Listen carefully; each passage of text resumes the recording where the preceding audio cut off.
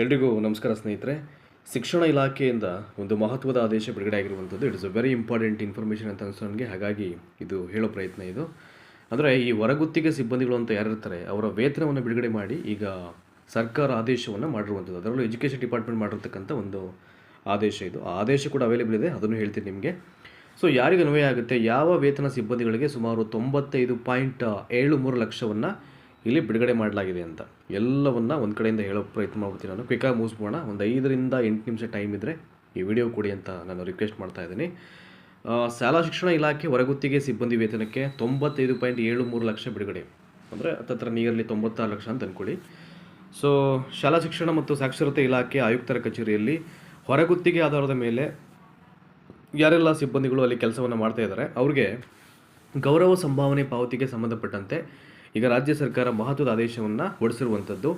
ತಾಂತ್ರಿಕ ಸಿಬ್ಬಂದಿ ಹಾಗೂ ನೌಕರರ ವೇತನಕ್ಕಾಗಿ ಒಟ್ಟು 95.73 ಲಕ್ಷ ರೂಪಾಯಿಗಳನ್ನು ಮಂಜೂರು ಮಾಡಲಾಗಿದೆ. ನೋಡಿ, ಯಾರಿಗೆ ತಾಂತ್ರಿಕ ಸಿಬ್ಬಂದಿ ಹಾಗೂ ಇತರೆ ನೌಕರರ ವೇತನಕ್ಕಾಗಿ ಒಟ್ಟು 95.73 ಲಕ್ಷ ರೂಪಾಯಿನ ಮಂಜೂರು ಮಾಡಲಾಗಿದೆ. ಇದು ವಿವರವಾದಂಥ ಎಲ್ಲ ಅಂಕಿಅಂಶಗಳು ಈ ಕೆಳಕಂಡಂತಿದೆ. ಈಗ ಸುದ್ದಿಯ ವಿವರ ಅಂತ ಇದೆ ಒಂದು ಕಡೆಯಿಂದ ನೋಡೋಣ. ಈಗ ಅಂದರೆ ಆದೇಶದ ಪ್ರತಿಯಲ್ಲಿ ಅಥವಾ ಸರ್ಕ್ಯುಲರ್ನಲ್ಲಿ ಏನೆಲ್ಲ ಹೇಳಿದ್ದಾರೆ ಅದನ್ನು ನೀಟಾಗಿ ಬರ್ಕೊಂಡಿದ್ದಾರೆ. ನಿಮಗೆ ಆದೇಶವನ್ನು ಕೂಡ ಹೇಳ್ತೀನಿ ನಾನು ಬೇಕಾದ್ರೆ. ಈಗ 2025-26ನೇ ಸಾಲಿಗೆ ಅನ್ವಯವಾಗುವಂತೆ ಈ ಅನುದಾನವನ್ನು ಬಿಡುಗಡೆ ಮಾಡಲಾಗಿದ್ದು, ಆದೇಶದ ಪ್ರಮುಖ ಅಂಶಗಳು ಈ ಕೆಳಕಂಡಂತಿವೆ. ಯಾವ್ಯಾವ ಅಂಶಗಳು ಇಲ್ಲಿದೆ ಅಂತ. ಸೊ ಯಾರಿಗೆ ಅನ್ವಯ ಆಗುತ್ತೆ ಇದು?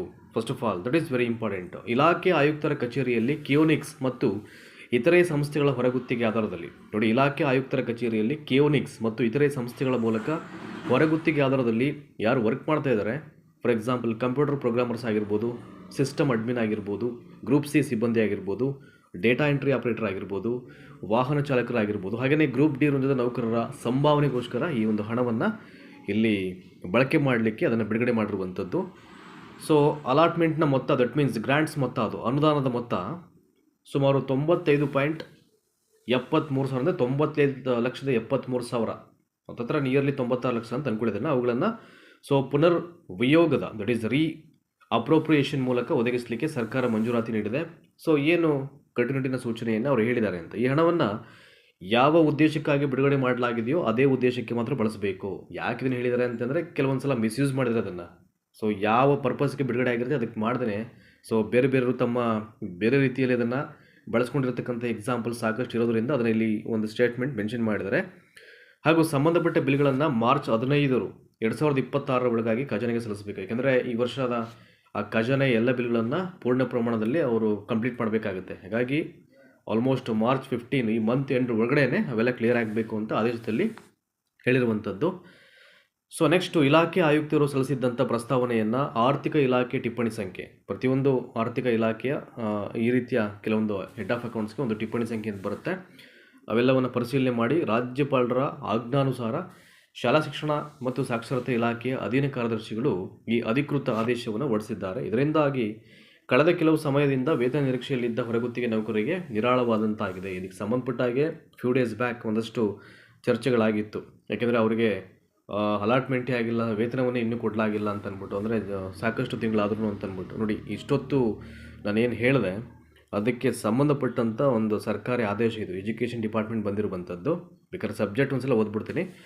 ಆಯುಕ್ತರು, ಸಾರ್ವಜನಿಕ ಶಿಕ್ಷಣ ಇಲಾಖೆ ಬೆಂಗಳೂರು ಈ ಕಚೇರಿಯಲ್ಲಿ ಕಿಯೋನಿಕ್ಸ್ ವತಿಯಿಂದ ಕಾರ್ಯನಿರ್ವಹಿಸುತ್ತಿರುವ ಕಂಪ್ಯೂಟರ್ ಪ್ರೋಗ್ರಾಮರ್ಗಳ ವೇತನ ವೆಚ್ಚಗಳನ್ನು ಲೆಕ್ಕ ಶೀರ್ಷಿಕೆ, ಹೆಡ್ ಆಫ್ ಅಕೌಂಟ್ ನಂಬರು, ಅದು ಹೇಳಲಿಕ್ಕೆ ಹೋಗಲ್ಲ, ಅದರ ಅಡಿಯಲ್ಲಿ ಭರಿಸಲು ಅನುಮತಿ ನೀಡುವ ಕುರಿತು ಅಂತ ಇದೆ. ಡೇಟ್ ಅಬ್ಸರ್ವ್ ಮಾಡಿ. ನೋಡಿ, 10ನೇ ತಾರೀಕು ಬಿಡುಗಡೆ ಮಾಡಿರ್ತಕ್ಕಂಥ ಒಂದು ಆದೇಶ ಇದು. So here we go. ನೋಡಿ, ಇಲ್ಲಿ ದಿನಾಂಕ 10/3/2026. ಕ್ವಿಕ್ಕಾಗಿ ಓದ್ಬಿಡ್ತೀನಿ ನಾನೀಗ ಇಲ್ಲೇನಿದೆ ಅಂತ ಅಂದ್ಬಿಟ್ಟು. ಸೇಮು ಅದೇನು ಹೇಳಿದೆ ಅದೇ ಇದೆ. 2025-26ನೇ ಸಾಲಿಗೆ ಪ್ರಸ್ತಾವನೆಯಲ್ಲಿ ವಿವರಿಸಲಾಗಿರುವಂತೆ ಶಾಲಾ ಶಿಕ್ಷಣ ಆಯುಕ್ತರ ಕಚೇರಿಯಲ್ಲಿ ಹೊರಗುತ್ತಿಗೆ ಆಧಾರದ ಮೇಲೆ ಕಾರ್ಯನಿರ್ವಹಿಸುತ್ತಿರುವ ತಾಂತ್ರಿಕ ಸಿಬ್ಬಂದಿ, ಡಿಒ, ವಾಹನ ಚಾಲಕರು ಹಾಗೂ ಗ್ರೂಪ್ ಡಿಗಳಿಗೆ ಗೌರವ ಸಂಭಾವನೆ ಪಾವತಿ ಮಾಡಲಿಕ್ಕೆ, ನಿಮಗೆ ಗೊತ್ತಾಗಿದೆ ಈಗ ಯಾರ್ಯಾರಿಗೆ ಗೌರವ ಸಂಭಾವನೆಯನ್ನು ಈಗ ಇದನ್ನು ಪಾವತಿ ಮಾಡಲಾಗುತ್ತೆ ಅಂತ ಅಂದ್ಬಿಟ್ಟು. ಕ್ವಿಕ್ಕಾಗಿ ಹೇಳ್ತೀನಿ ಇನ್ನೊಂದು ಸಲ ಬೇಕಾದ್ರೆ. ತಾಂತ್ರಿಕ ಸಿಬ್ಬಂದಿ, ಡೇಟಾ ಎಂಟ್ರಿ ಆಪರೇಟರು, ವಾಹನ ಚಾಲಕರು ಮತ್ತು ಗ್ರೂಪ್ ಡಿಗಳಿಗೆ ಈ ಸಂಭಾವನೆಯನ್ನು ಕೊಡಲಿಕ್ಕೆ ಅಂತ. ಅದಷ್ಟೇ ಇದು. ಇದೊಂದು ಆದೇಶದ ಪ್ರತಿಯನ್ನು ನನ್ನ ಟೆಲಿಗ್ರಾಮ್ ಮತ್ತು ವಾಟ್ಸಪ್ ಗ್ರೂಪ್ಗೆ ಶೇರ್ ಮಾಡ್ತೀನಿ. ಅವೆರಡು ವಾಹಿನಿಯ ಲಿಂಕ್ಸ್ ಬೇಕು ಅಂದರೆ ಈ ವಿಡಿಯೋ ಡಿಸ್ಕ್ರಿಪ್ಷನ್ ಬಾಕ್ಸ್ ಓಪನ್ ಮಾಡ್ತು ಅಂತಂದರೆ ಆ ಲಿಂಕ್ಸ್ ಅವೈಲೇಬಲ್, ಕ್ಲಿಕ್ ಮಾಡಿ ಜಾಯ್ನ್ ಆಗಿ ಎಲ್ಲರಿಗೂ ಶೇರ್ ಮಾಡಿ. ಹಾಗೆಯೇ ಪರೀಕ್ಷೆಗೆ ಪೂರಕವಾದಂಥ ಕೆಲವೊಂದು ಇಂಪಾರ್ಟೆಂಟ್ ಲಿಂಕ್ಸ್ ಕೊಟ್ಟಿದ್ದೀನಿ ನಾನು. ಹಳೆಯ ಪ್ರಶ್ನೆ ಪತ್ರಿಕೆಯನ್ನು ಬಿಡಿಸಿರುವಂಥದ್ದು, GPT ಮತ್ತು TET ಎಕ್ಸಾಮ್ದು ಫ್ರೀ ಆಫ್ ಕಾಸ್ಟಲ್ಲಿ ಅಲ್ಲೂ ನಿಮಗೆ ನೋಡಲಿಕ್ಕೆ ಅವಕಾಶ ಇದೆ. ₹1 ಪೇಮೆಂಟ್ ತೊಗೊಳ್ತಾ ಇಲ್ಲ ನಾನು. ಫ್ರೀ ಆಫ್ ಲಿಂಕ್ಸು ನಿಮ್ಗೆ ಅವೈಲೇಬಲ್ ಇದೆ. ಸೊ ದಯಮಾಡಿ ಅದನ್ನು ನೋಡಿ. ನಿಮಗೆ ಕಂಟೆಂಟ್ ಚೆನ್ನಾಗಿದೆ ಅಂತ ಅನ್ಸಿದ್ರೆ ಶೇರ್ ಮಾಡಿ. Thank you so much.